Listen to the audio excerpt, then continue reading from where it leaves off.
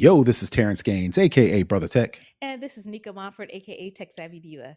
and welcome back to the Snob OS Show, the show for Apple snobs, where we talk all things Apple and then some. We definitely want to say happy holidays to the Philadelphia Eagles, who won their Super Bowl match against the Kansas City Chiefs. You know, everybody's divided, everybody's got their opinions, but that ain't this show. But I definitely want to say congratulations because I was rooting for the Eagles. So this is Absolutely. my show. I'm gonna be biased. You just got to deal with it.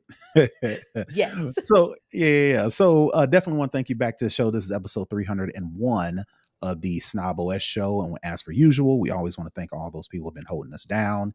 If you want to be one of those people that's holding us down financially, please go to patreon.com/Snob OS cast.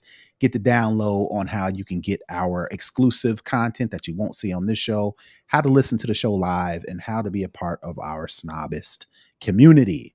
So having said that, we're going to get right into the show. We always start with the lowdown where we talk all things Apple. And there were a bunch of updates. Seems like every week there are updates, but this one seemed pretty important.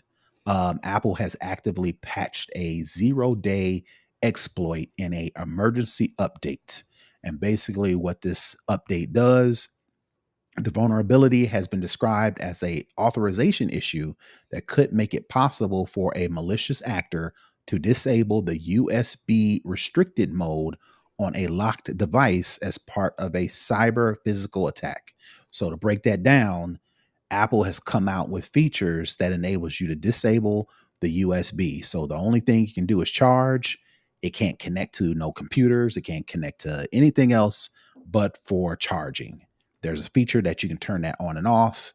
Um, it seems like these hackers or whomever is exploiting that feature and turning that on so they can then pull the data off your device. So keep in mind, this is not an internet attack, an online attack. They actually have to have your phone in order to then break it to it using this exploit. So, you know, people, your phone come up missing, stolen, whatever the case may be. They were taking those phones and using this 0-day exploit to gain access to your phone, even if you have that USB protected mode toggled on.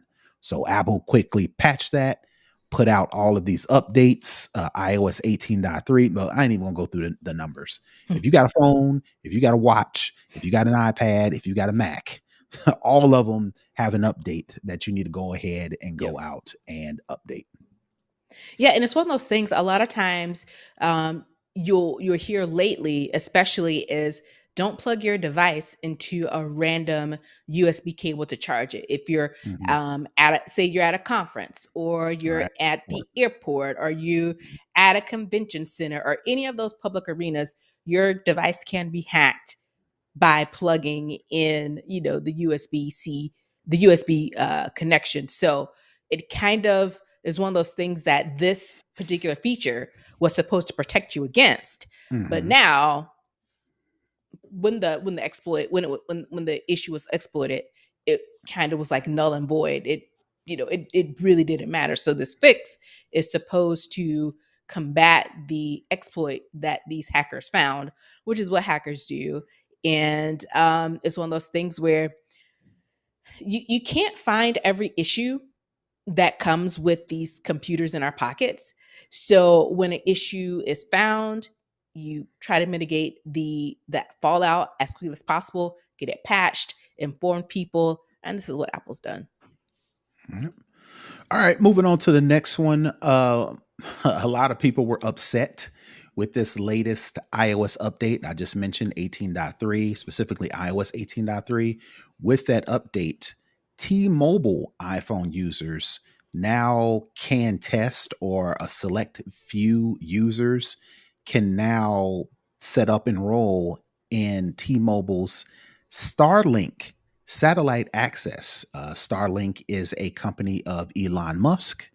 And when this was announced, they also had a Super Bowl Mhm. ad to where T-Mobile has announced this new satellite Starlink access. So you can, as long as you, same thing with the iPhone SOS feature that came out a couple years ago, as long as you've got line of sight to the clear sky, Mm. you can access satellites to send text messages without data or Wi-Fi connectivity. Well, a lot of people were airing their grievances as it relates to T-Mobile partnering with Starlink, which is a Elon Musk company. A lot of people Hmm. were upset. They didn't want anything to do with Elon Musk and any of his companies. What makes matters worse is the whole government thing with the Department of Government Efficiency and all the things that Musk has his hands in as far as the federal government is concerned. Hmm. They really are skittish about letting one of his companies be on their phone. So a lot of people were not updating it. A lot of people were upset. They were sending messages to support forum pages. But basically, you do have a right to be concerned, but I don't believe that just because T-Mobile has partnered with Starlink doesn't necessarily mean that Elon has your data. Now, if He you has don't it through want to, Doge, so I guess my point is, if you choose to not download this update or get rid of T-Mobile because they have partnered with Elon Musk, I agree with you 100%. But absolutely. I don't want you to be scared into thinking, well, scared yet, into thinking that just because you have T-Mobile, just because you have an iPhone, and just because they have announced this partnership, automatically means your phone is now connected to Starlink. You got to go in and enable stuff. Again, before that, you have to be one of the users that they have selected to actually utilize this as far as a test program. I don't know if it's released internet or globally to everybody with a T-Mobile phone, because I have a T-Mobile iPhone. We're a T-Mobile family. I haven't seen anything on my phone that has Hmm. prompted me to set this thing up, turn it on, or whatever the case may be. So I just wanted to put that PSA out there that yes, Starlink has partnered with T-Mobile to provide satellite access, but right now don't necessarily mean that all your data is at risk yet. Yeah, and I'm thinking as with, emergency SOS, you have to go through the steps to kind of prepare it to be able to even connect to the satellites. I would assume that one that's already natively built into all iPhones. So this sounds a little redundant to me. So this partnership is kind of weird. Um Yeah, I don't know. You make a good point. I'm not sure why T-Mobile did this when it seems like Apple and whatever third-party companies that they were using to provide satellites to provide the mhm, connectivity seem to be working. Maybe mhm, T-Mobile decided they wanted to scale it up. I'm not sure. I didn't do enough research to figure out why this partnership, but I saw mhm. people freaking out, and I was like, all right, well, Yeah. you ain't got your data yet. You got to turn some stuff on. You got to be selected. You got to jump through some hoops before your phone is actually connected to anything Elon is doing right now. Anyway. Yeah, and I think and I and it seems to me that people are already concerned with Elon as it is, and any type of additional intervention from him, it just really gets people up in arms and, nervous because they've seen what's happened with the federal government. And I think people are a bit on edge when it comes even more than it was before, because before he was just, this kind of eccentric weird dude who bought Twitter and messed it up, but now he's interfering with the United States core government. foundation. Right. Hmm. And so I think that causes people It gives concern, people which I get. pause. Yeah, and I get why they are willing to be like, whoa, whoa, whoa, let's have a conversation.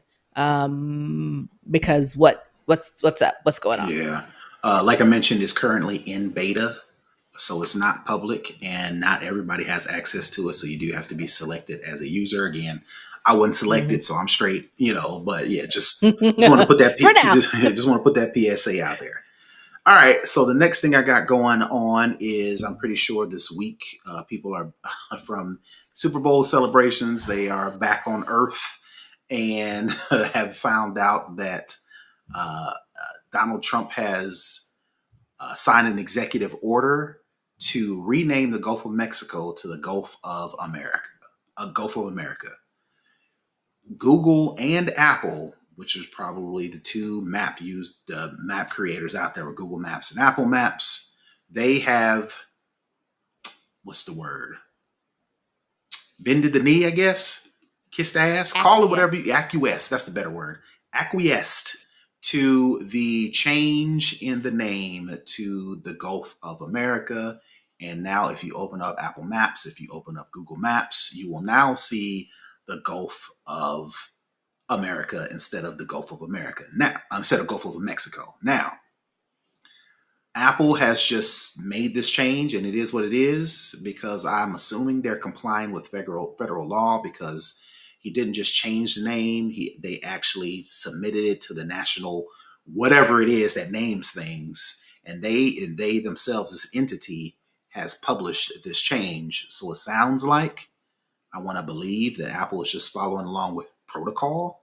But the reason why I question that is because, unlike Apple, and I just pulled this quote from this story, Google Maps displays different names depending on a user's location. For example, users in Mexico will continue to see the body of water labeled as the Gulf of Mexico, and users in other countries will see the Gulf of Mexico alongside Gulf of America in parentheses. Other mapping apps like Microsoft's Bing and MapQuest continue to show the Gulf of Mexico. So while I want to believe that Apple is just following protocol, MapQuest, Google to a certain extent, Microsoft's Other Bing countries. have all kind of pushed back in their own little way. And I'm curious as to why Apple didn't do a kind of similar, kind of like, all right, we're going to go along, but not really. They just changed it and went on. So I just want to get your take on why Apple went that route versus trying to be a little bit more pushbacky. Right. So I was having this conversation with friends on Saturday. We were out, we were having dinner, and they were talking about it. I'm like, what? I don't believe it. And so then I opened up Google Maps and I was like, oh, this is BS. And then I checked Apple Maps and it hadn't changed. I was like, okay, good. Thank you, Tim Cook, for being the reason in this. And then when I saw online that it changed in Apple Maps, I was like, you got to be kidding me. But again, the executive order that that guy signed, it's all performative because again, they have this whole notion that the southern border of the United States is being overrun with quote unquote illegals. People can't be illegals, first of all. But it's part of his whole performance to show his supporters, his rabid, uninformed, ill-informed supporters that, see, I told you I was going to do this and I was going to make everything America first. And if you look at this, it's only done for the United States because it's only performative for the US audience. We live in a global society. Nobody else in this on this big floating rock that we live on is doing this. I'm not too surprised at Google for doing this, but I have to say I am extremely disappointed that Tim Cook did this as well. Why I think that him and Satesh and Shuchar, all of these people, Zuck, all these people are maybe not Zuck because he's kind of on the red pill thing, but I think because they've all met with him privately, I think this is all a part of some sort of elaborate, maybe not even elaborate, this is a money thing. Okay.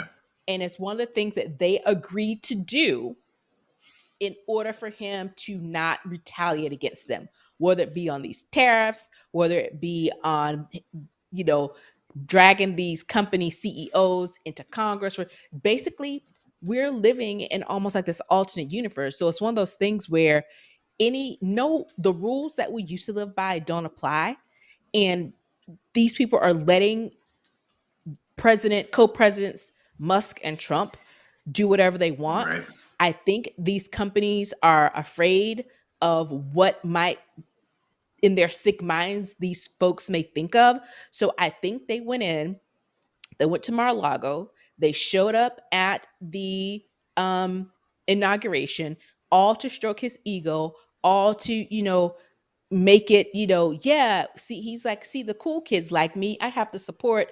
All I believe that they're doing this to prevent harm from coming to their companies. That part, it's mildly understandable, but how much are you going to pimp yourself out? How much are you Where's going the to whore line? yourself Where's the out line? for this guy? Uh, Because it seems like there's a line, and then the line keeps getting pushed mm. and pushed and pushed. And how far into the abyss are you going to go before you say enough is enough? But by the time you get to that point, it's going to be too late. You're going to have lost the goodwill and the trust of the people who pay We for shall these see. things. We shall see. One of my gripes about us people Mhm. is we don't like to be inconvenienced. True. Any little bit of inconvenience, it's hard. I'm not talking about necessarily about Yeah. boycotting. I'm not talking about, well, I'm inclusive of all that, but it's not just Right. boycotting. Like, people don't like to be inconvenienced. So it will be And interesting. I'm the more fan of that. And I've said before, I'll pay for convenience. Right. So It'll be interesting to see. Let's fast forward, 4 years from now, there's another person in office. Let's just say, for argument's sake, let's just say a Democrat is in office. They kind of turn all this stuff around. We're changing that. We're stopping that. We're doing this, whatever. It will be interesting to see how companies about face again, because when George Floyd came, the whole movement, Me black Too, squares. they flipped, right? And they kind of Mm-hmm. held that for a couple years through COVID, through Biden, and then now when Trump came, they flipped, turn off all that stuff, right? 4 years from now, let's say somebody who is in favor or is, let's just say a Republican gets in office and he's kind of like, yeah, we got other stuff we worrying about now, whatever the case may be. It'll be Mm-hmm. interesting to see how companies flip back around again and celebrate, all the things. It's like, it'll be interesting to see how people react. And I hate to be a cynic, but, as soon as we start seeing things, the tide kind of shift and the companies, celebrate inclusiveness and celebrate, all these things, I got a feeling people will go along. And Majority probably will, I think. But I think this current administration hasn't even been in office a full month. mhm, And the things that they've done, the way they've made people feel, if they've done this in less than a month, I don't know what the psyche of the American people and honestly the people around the world are going to be in 4 years.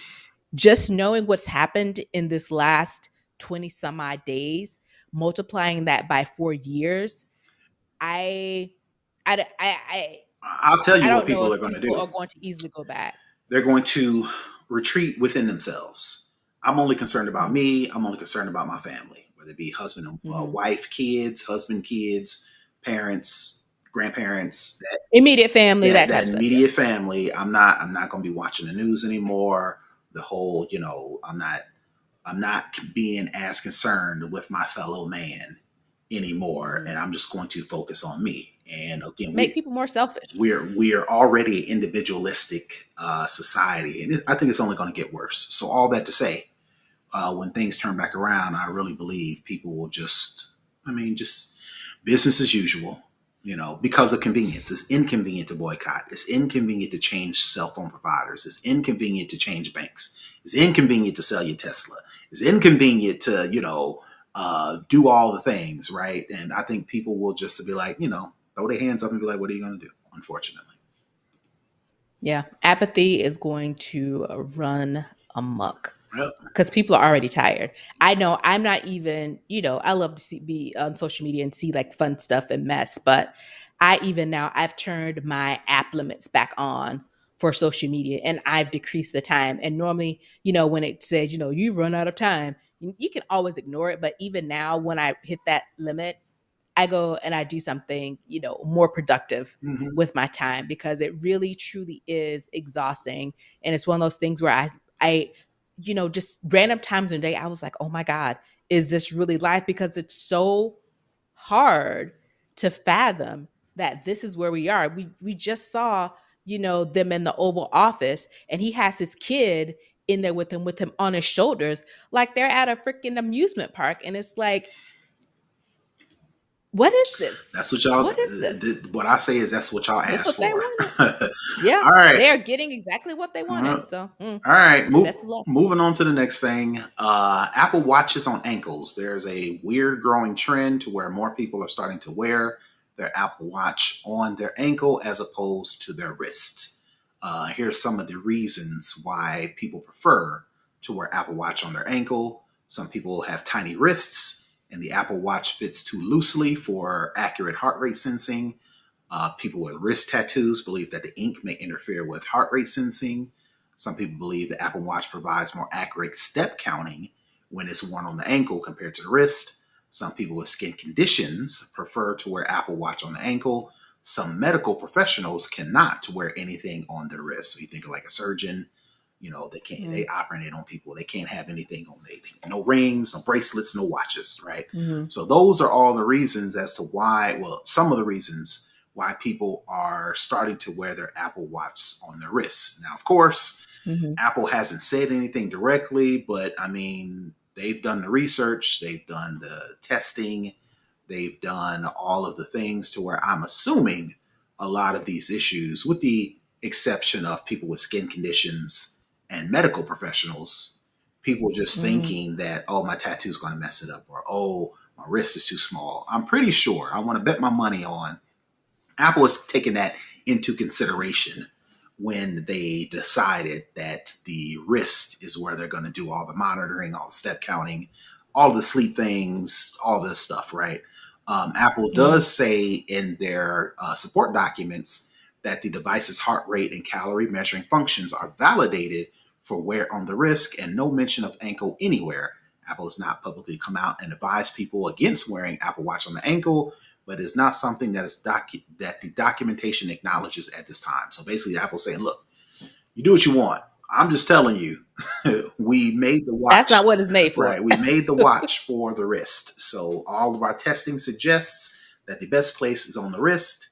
But you paid your $300 to $800 for the wrist for the watch, so do your thing." Wherever you want to, I guess. That's just weird. Can you even take your heart rate on your ankle? Like normally you check like the different pressure Well, points where you can do your heart rate. And I didn't think there was a way you is there a pressure point Well, that not does your necessarily a pressure pulse on your point. ankle? The way I understand the Apple Watch works is it measures, it uses the light to kind of visually see the blood The blood pumping flow? through the veins. And as it's seeing Okay. those blips or whatever it sees, then it's using that to count the heart rate. So as long as you got a Um, vein that's got blood pumping through it, or a vein that's pumping blood through it, technically the it can watch do it. can see it, end quote. Oh, But I don't trust. Yeah, but interesting. I don't trust it. Now, if you Yeah. just want to be one of I'm the just cool like, kids, go ahead. no, I just said it's just weird. I wouldn't trust if people talking about their wrists are too small. Is your ankle that much bigger? Like I Right. have small wrists, and my ankle is relatively small. I don't think there's a huge difference in size of your wrist and the size of your ankle. That's weird. Well, just pointing it out there. Apple doesn't support it, so if you're wearing your watch on your ankle and something happens, Apple's told you, hey, we didn't make it Don't like try to sue this. us Yeah. because it's not made for that. But that's just weird. It seems like it would be uncomfortable too. Like you have on jeans, or if you have on boots, or if you have on socks. Like, mm, I know those are weirdos. all questions that I do not have the answers to. All right, so that is going to do it for the lowdown. We're going to move into second string, and I wanted to put this story out there because I fight with my kids all the time about don't make your passwords too easy, don't make your pins too simple, don't do things that are, again, a simple 1 2 3 4 on your unlock is Mhm. very convenient. But as a result, the CNBC put out a article that ranked the 50 most common 4-digit pins that have actually been leaked on the dark web. So the story goes on to kind of explain about, how the most common 4-digit pin is 1 2 3 4. Again, I'm blown. My mind is blown and how people are And still people still do using that. that. Uh, But people still use password 123 as well. So I'd imagine. people aren't smart. Um, let me see. The story or the study rather is that the Australian Broadcasting Corporation published a analysis of data from the haveibeenpwned.com. You Mm. take that website, you know, whatever the authority that you associate have I been pwned, that's your business. Uh, That's your business if the you look the on the online. right the data has a database of more than 320 million passwords and pins aggregated from past leaks. Some pins on the report list are only slightly more complex, so even if they're not doing 1234 or 000, whatever the case may be, 30 of the 50 most commonly leaked four-digit pins start with a 19 or 20, potentially indicating someone's birth year or Birthday. yeah, Yeah, birth yeah. date or anniversary or the date their kids was born or whatever associated with a date, associated with something important to them.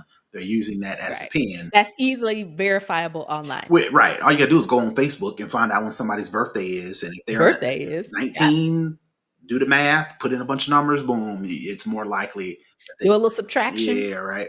Other common formats include repeating numbers like 1111, 0000. There's also 1342. Somebody thought that was cute. A rearrangement of the most common pin 1234 and 2580, which draws a straight line down the middle of the most numerical keypads. So they'll just go 2580 and then that's their pin, or 0852, just so they know in the middle, which again, Right. insanely easy to crack. So this is not the hookup section yet, but please, some word to the Don't do that. wise. I know it's hard to remember all these pins and all these passwords and all these codes, but good God, for your phone and your ATM card and your bank card and any other PIN that you put in, don't do anything simple, especially for your phone that has so much information in it. And all they need is to access your phone to be able to then run it through the paces to get all the data. My first suggestion is don't use a four-digit PIN. Use a five-digit PIN. Use a six-digit Mm. PIN. Use a Mm. passphrase for your phone. For everything else that just needs a PIN, come up with something complex that you can remember that won't be easily cracked. Please, I'd appreciate it. And one thing, kind of how you mentioned, is one of those things where convenience, people don't care as long as it's convenient. And that flows right into this as well. Is Mm-hmm. I don't want to be inconvenienced. I don't have to think too much. I want it to be easy to remember, and not taking into the full context that these things have everything. Mm-hmm. And someone, guessing your simple 4-digit passcode will, give them open the keys to the kingdom. The other thing I'll say is, if you have anything that is touch sensitive, touchpad, especially like if I go to the ATM, I put my fingers on all of the keys. I just kind of go down, down, down, because even if you have like a door that has like a passcode, you have oils in your hands. Mm-hmm. Put a little something dry like baby powder or something, it highlights what's the most oiliest Mm-hmm. and what's most used. So that's a way you can also kind of hide what your actual passcode is if you're typing in. But like I said, anytime I'm at the ATM, I run my fingers multiple times up and down the keypad And before I put my pin in and after I put my I pin don't in. even do all that. If your ATM ain't got it to where I can touch my phone and log in, then I just don't need money from that ATM right then and there. So, which is fine because I don't carry cash anyway. But the little cash I do Right. need, I touch my watch or I touch my phone so we can do Hmm. the mobile wallet thing. All right. Right. So enough on that. We're going to move into for the culture. We've got some teching while black, and we've got some issues with Beyonce. So I'm going to let you go ahead and do this teching while black segment. Sure. So, this week's Teching While Black, we've all seen Hidden Figures, and it's centered around four women who were quote unquote human computers. And it gave us kind of the sense that, hey, these are the only ones. That's not so true.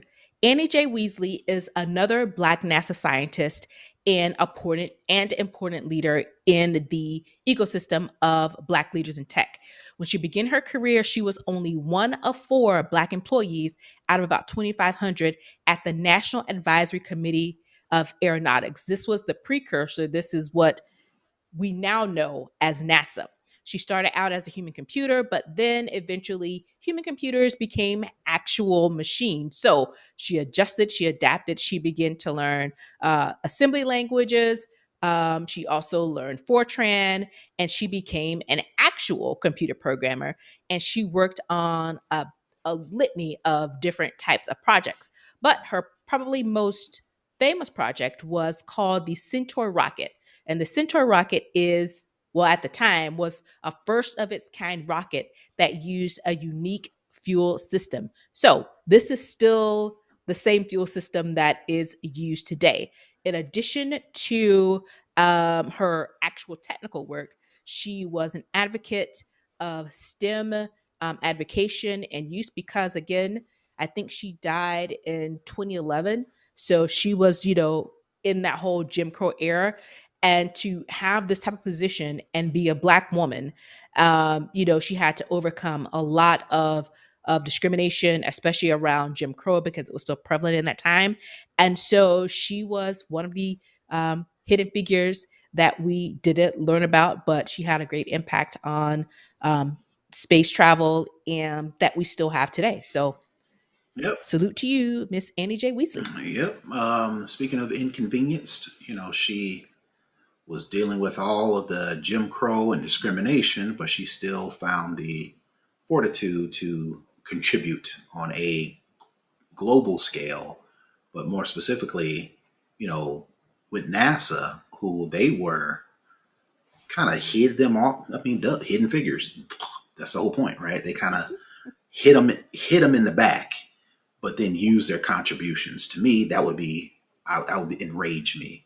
But that's probably why I didn't create a rocket for NASA, and Annie J. Easley did, because And was not born during that time. yeah, right. I don't think I would have made it. But anyway, Mm. moving on to the next story.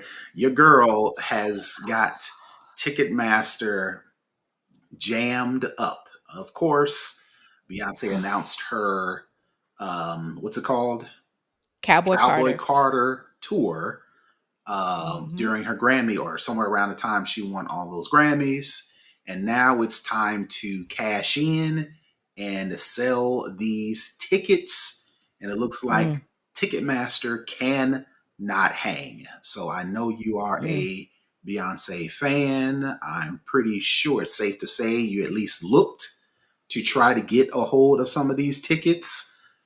From the Mm. look of your face, it sounds like you were one of the hundreds of fans that flooded social media with complaints of long wait times, website glitches, and heartbreaking near misses as they attempted to secure their golden tickets. Some claim Mm. Ticketmaster crashed at the very moment they were about to complete their purchases, sparking widespread frustration. However, Ticketmaster swiftly refuted those claims and said the site did not crash. We always advise fans to make sure they only use one tab, clear their Hmm. cookies, and do not use any VPN software on their device. So basically, Ticketmaster is blaming the customers and saying, hey, you crashed your own computer by using all those Google tabs.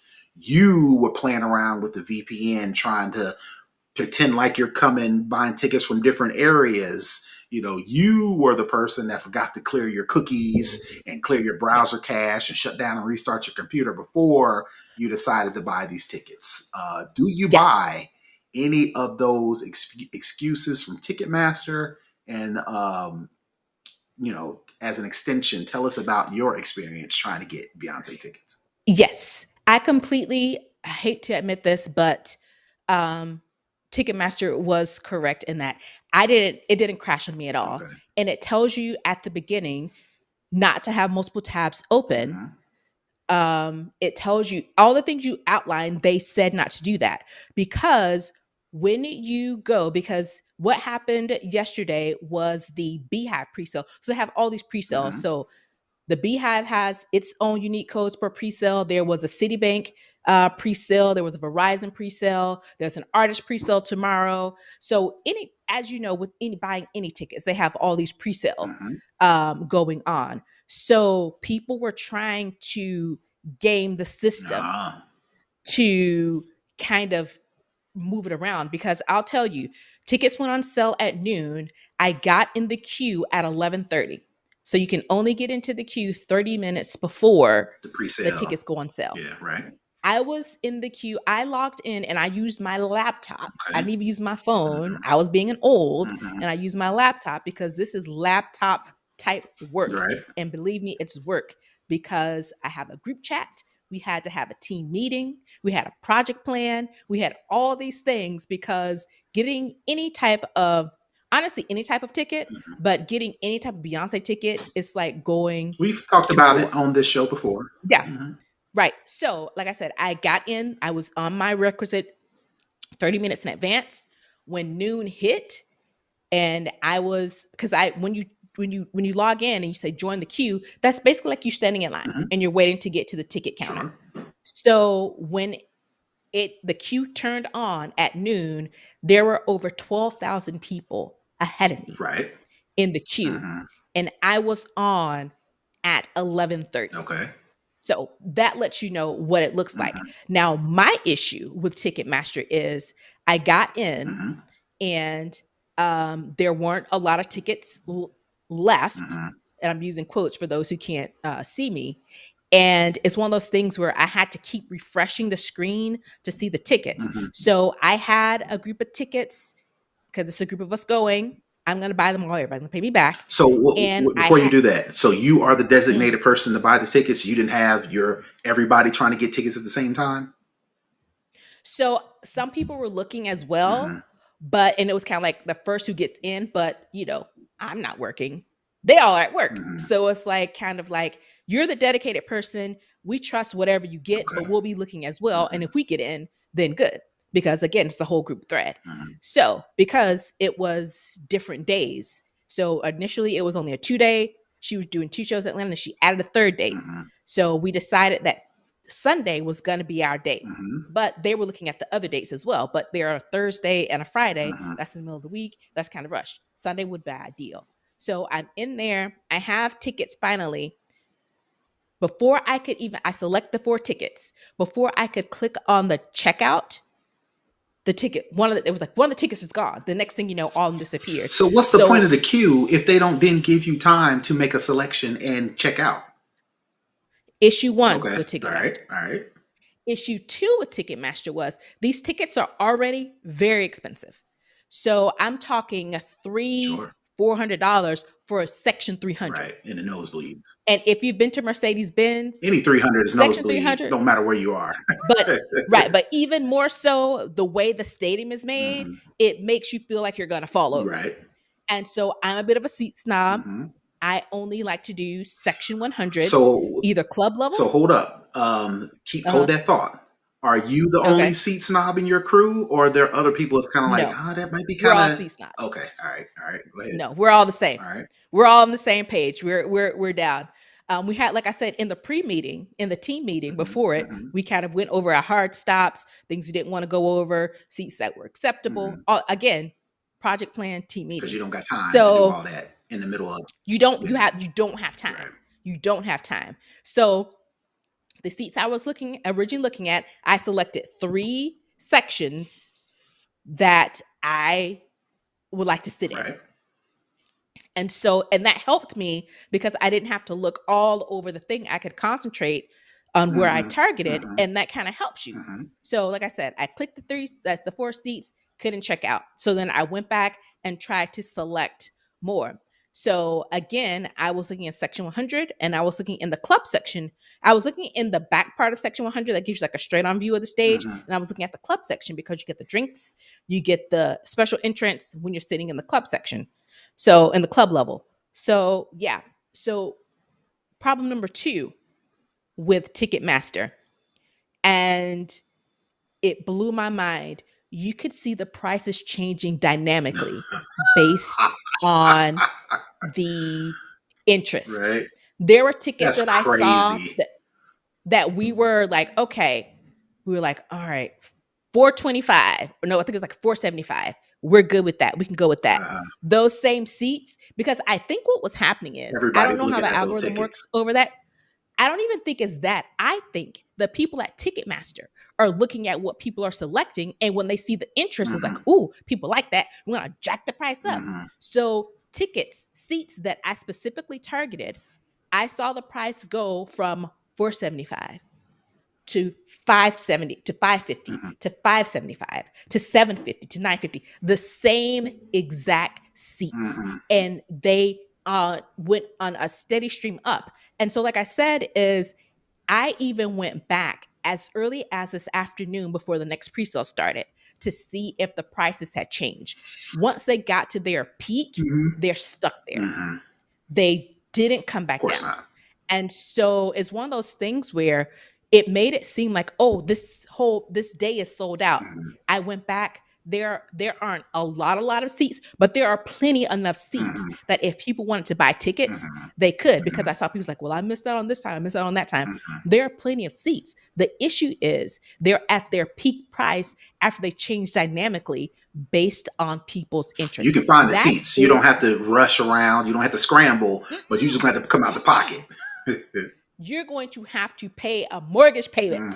And so this is the first time in my history of concert going, and specifically in my history of Beyonce concert going, That you got that I pause. didn't get that I know that I didn't get tickets. Oh, you I didn't? didn't get Okay.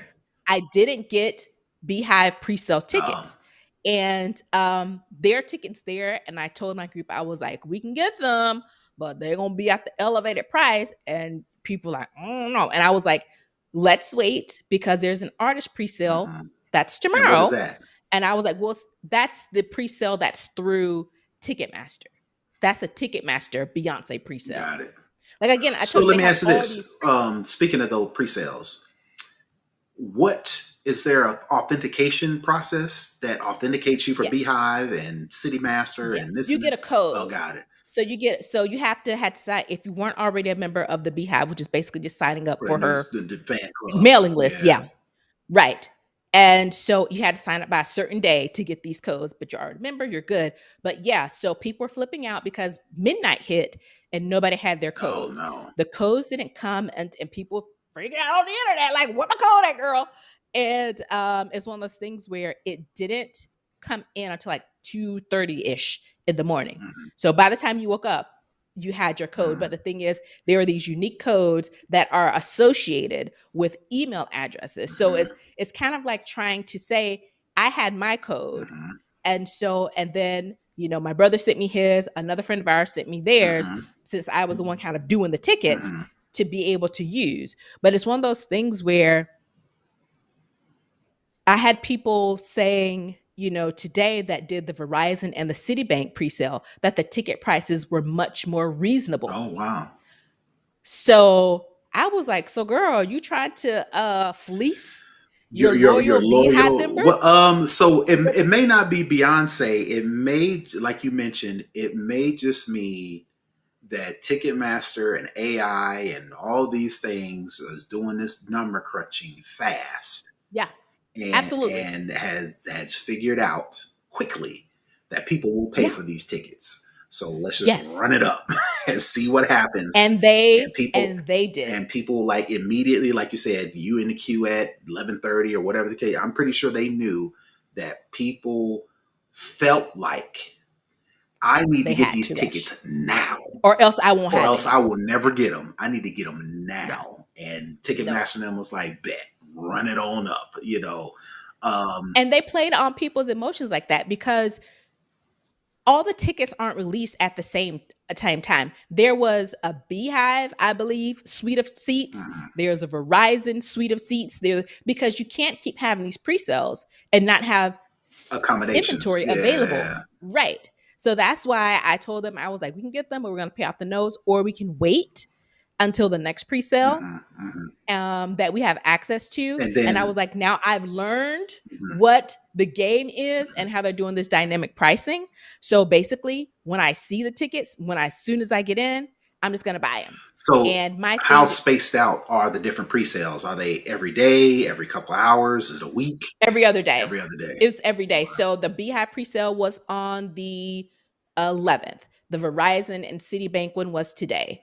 The artist presale is tomorrow, and then they go on regular sale on Valentine's Day. Mm-hmm. So I think they know what they're doing. Valentine's Day gifts. You get Beyonce tickets. I see what you're doing there. But yeah, so that's my biggest issue.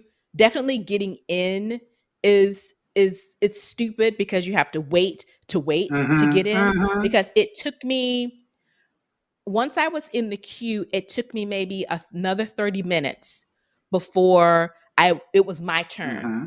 at the quote unquote ticket booth, to be able to get in there. But even if you're in there as early as you can get in there, it's still thousands. I know I saw some people screenshots. It was like 70,000 people ahead of them. And I was like, girl, just try again later. Because again, you can still get tickets Sure. after all this is Sure. over. You're just going to have them at the peak And price. not in the ideal So, spot and yada yada yada. right. But no, it's not even the ideal spot because they had some really good seat Mm-hmm. locations, but they just cost, again, when I first looked, they were like 475 Mm-hmm. or 450 or whatever. And then by the end of this, when I looked today, they were like 1400, Mm-hmm. 1450. And it was insane. So again, my takeaway from this is tomorrow when I do this again, as soon as I get in Blind, there you a and I'm blind available, six. You gonna bid a blind pop. pop whatever I can get, Mm-hmm. I'm doing, because I Mm-hmm. know that the price is going to go up. And I was maybe online initially from I got on at 11:30. I think I officially shut down my computer at 2, but I basically stopped at 1. And so it was one of those things where it didn't take long for them to ratchet up the price. Mm-hmm. So it's one of those things where once you get in and you're able to get something in your cart to check out immediately. It's unfortunately that you feel that rushed, Mm-hmm. but that's a part of their plan Mm-hmm. to kind of force you into it. But Ticketmaster, you will crumble. Mm-hmm.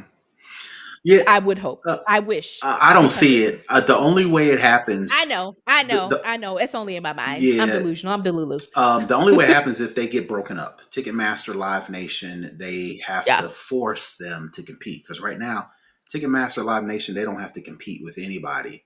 with anybody Now, for anything. now I'm cool with.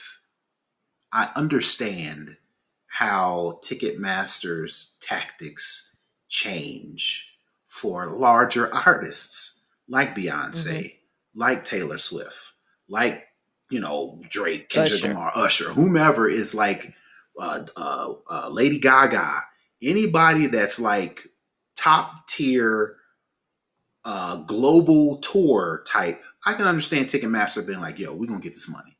But Get but this but the money. problem with that is they treat everybody like Beyonce, like Lady Gaga, like Taylor Swift. I don't care if it's like your neighborhood group that is known in their city. Wherever city you go to, I'm pretty sure there's that one group that they do a good job of you know showing love for their city, right?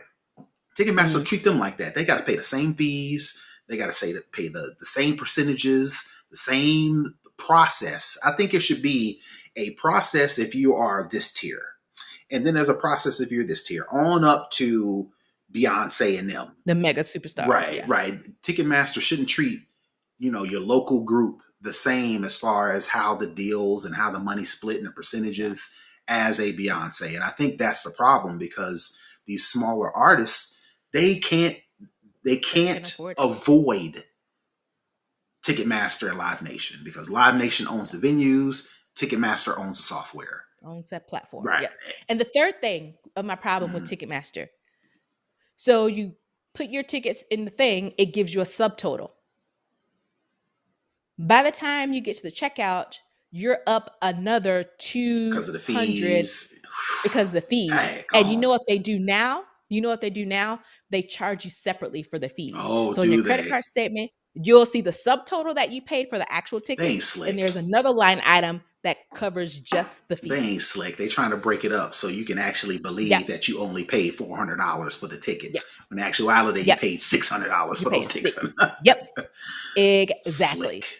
Oh, All right. Well, you keep us posted on good luck. your Good luck to me. on your Beyonce ticket travels. Let us know next week if you were able to secure them and what was that whole process like. Lift me up in prayer.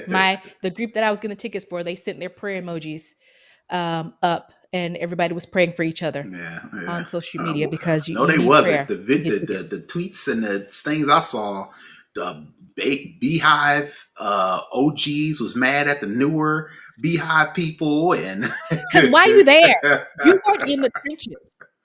You weren't there. just And now that she got this album of the year, she got other people yeah, because they went and listened to the album, and now they're on TikTok. Oh my God, what was I thinking? This is amazing. You got why I gotta compete with people who just got here? I definitely. That is not fair. It should be tiered. Some of us should be grandfathered in. Yeah. If you bought Sacred, you should be able to get in first. If you bought some of her clothing from Adidas, you should be able to get in first. Your tenure in the Beehive should be Well, considered. How many tickets you've previously bought should be that considered. only works if the Beehive or any fan group is there is a whole company. She needs a whole company Yeah. running just the fan group, the Beehive, because it's, I don't want to say unorganized, but they definitely need some more manpower or something behind the Beyonce side of the tickets, Mm-hmm. not the Ticketmaster side and not the Live Nation side, the management of the crew. It needs to seems like there needs to be more organization for them to do the different tiers. Yeah. Prove you're a Beyonce fan by doing Yeah. this and that and that and this and that and the other. Because I think somebody said that Bad Bunny on his last ticket sale, you had like take like a little online test to Mm-hmm. prove. And Mm-hmm. I was like, yes, give us something. But I will say, when Renaissance first came out and she was doing like the shows that were a precursor, so they had like club venues or Mm-hmm. whatever. I think they were testing out to see if they could implement this broadly. So you basically had to like scan your ID to like verify that you were a person. Mm-hmm. So, and then it was like a whole bunch of hoops you had to try to get through to like prove that you were an individual person and not like a broker or bot who buys Sure. them up. Sure. And I appreciated the effort, but the software was It's trash. either I even it's six tweeted. in one I even hand, tweeted. I was like, "Hey, half a dozen in the other. Either. I tweeted. I was like, "Hey, girl, if you need somebody to work on the infrastructure for you, tap me in Yeah. because this was terrible, terrible. I tell you." That may be a lane for you. I would stay on it. Put your little resume out there on the social medias. Talk about put your little TikTok presentation together on why Beehive needs me on their infrastructure and do a nice little shoot. It might take you somewhere. I ain't even gonna front. All right, so that is it for the culture. Real quickly, we're going to move into the hookup. And if you are a heavy Notes app user like I am, you will appreciate this hookup. I did not know, or I never noticed, that there is a quick way for you to switch between notes in the Notes app. Right now, open up the Notes app on your phone. You open up the specific note. And in order to like switch back, because I do a lot of switching, I link to different notes in the app. I may be using one note for a reference and another note to compile stuff. So I switch between notes a lot. And and right now, the way you switch to a note is you got to click the back button, Go back, and you got to go do a search to find yeah, the note that you need to the reference or thing whatever. you're looking for. Yeah. So my tip is there is a way to actually view the most recent open notes in the Notes app. So basically what you do is, of course, you open the Notes app and then you open up a note. And then in the upper right-hand corner, there's a 3 dots menu button. You tap that, it'll give you a list of additional options. One of those additional options is the recent notes option. If you click that drop down next to the recent notes, it'll automatically show you like the top maybe 10 frequently opened or frequently used notes. So you can imagine how this can help. if you're looking at two notes, you just open up those two notes and then you use this recent notes feature to quickly go back and forth in between the notes. So that is my hookup for the week. If you are a heavy notes user, there is a way to flip between your most recent notes in the app. So Nice. I think the technology is telling us our time is up. So that's going to do it for this week's show. So Nica, tell the folks where they can find you. You can find me at Tech Savvy Diva everywhere. And you can find me all over the internet at Brother Tech. That's BrothaTech. If you want to follow up with the show, please go to the show's website. Go to snoboscast.com. That'll give you everything you need to know about the show. So until next week, we're out. Peace. Bye, everybody.